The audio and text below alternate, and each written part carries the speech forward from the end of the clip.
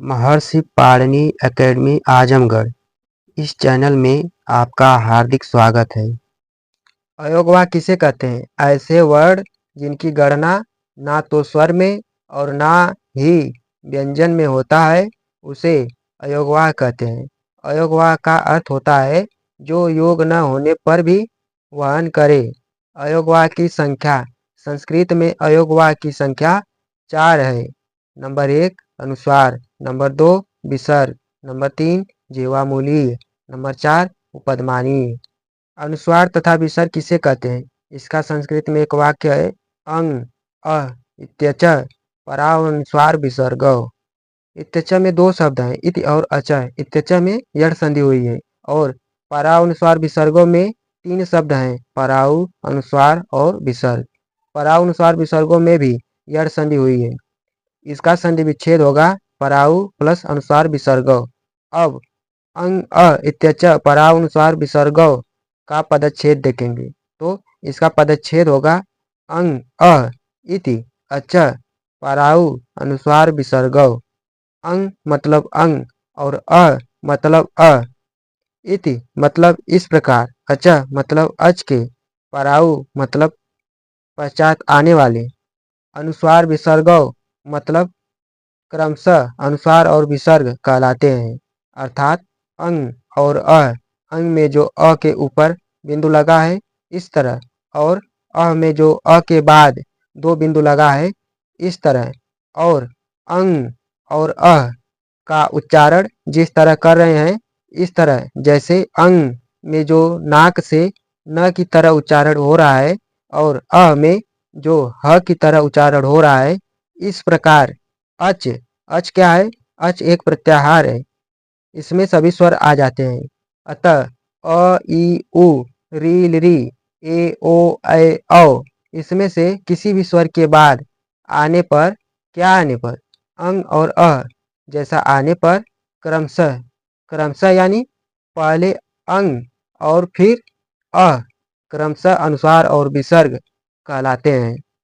अथवा अंग और इस प्रकार अच, अच यानी अ ई उ री री ए ओ ऐ औ, इसमें से किसी भी स्वर के पश्चात आने वाली ध्वनियों को क्रमशः अनुस्वार और विसर्ग कहते हैं। जैसे कंकाल, गंगा, कंस, इंसान, बालकम आदि।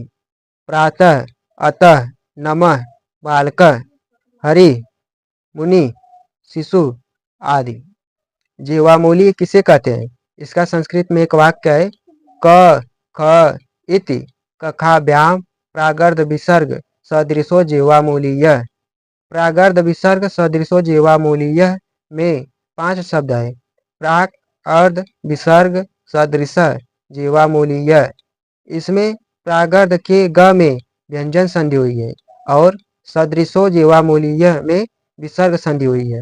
इस पूरे वाक्य का पदच्छेद होगा क ख इति कखाभ्याम प्राक अर्ध विसर्ग सदृश जीवामूलीय।